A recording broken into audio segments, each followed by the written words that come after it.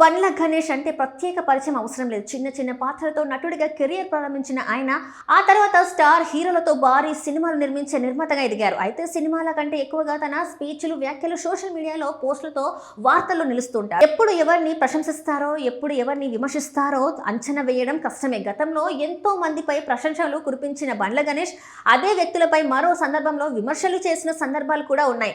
అలాంటి వారిలో దర్శకుడు త్రివిక్రమ్ శ్రీనివాస్ కూడా ఒకరు. ఒకప్పుడు త్రివిక్రమ్ పై తీవ్ర ఆగ్రహం వ్యక్తం చేసిన బండ్ల గణేష్ ఇప్పుడు మాత్రం ఆయనపై ప్రేమాభిమానాలు కురిపించడం సోషల్ మీడియాలో హాట్ టాపిక్ గా మారింది. ఇటీవల బండ్ల గణేష్ త్రివిక్రమ్ తో కలిసి దిగిన ఒక ఫోటో సోషల్ మీడియాలో షేర్ చేశారు. అంతేకాదు గురూజీ అంటూ ఆయనకు ప్రత్యేక కృతజ్ఞతలు తెలుపుతూ ఆరోగ్యంగా ఆనందంగా ఉండాలి అని ఆకాంక్షించారు.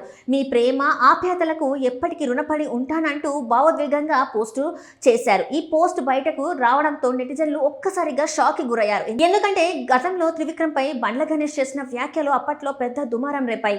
ముఖ్యంగా పవన్ కళ్యాణ్ కు తనకు దూరం చేస్తున్న వ్యక్తి త్రివిక్రమేనని పరోక్షంగా ఆరోపణలు చేసిన సందర్భాలు కూడా ఉన్నాయి. అంతేకాదు ఓ ఆడియో క్లిప్ వైరల్ కావడంతో ఇద్దరి మధ్య విభేదాలు ఉన్నాయనే ప్రచారం మరింత బలపడింది. అయితే ఆ తర్వాత ఆ ఆడియో తనది కాదని బండ్ల గణేష్ చెప్పినప్పటికీ మరో సందర్భంలో త్రివిక్రమ్ కు క్షమాపణలు కూడా చెప్పారు. కానీ ఆ తర్వాత ఇద్దరు కలిసి కనిపించిన సందర్భాలు చాలా తక్కువ. అందుకే ఇప్పుడు త్రివిక్రమ్ తో కలిసి ఫోటోలు దిగడం, ఆయనను గురూజీ అంటూ ప్రశంసలతో ముంచెత్తడం అందరి దృష్టిని ఆకర్షిస్తుంది. మరోవైపు గత కొంతకాలంగా బండ్ల గణేష్ మళ్ళీ మెగా ఫ్యామిలీకి దగ్గరైనట్టు కనిపిస్తుంది. ముఖ్యంగా పవన్ కళ్యాణ్ తో ఆయన సన్నిహితంగా కనిపించిన ఫోటోలు కూడా వైరల్ అయ్యాయి.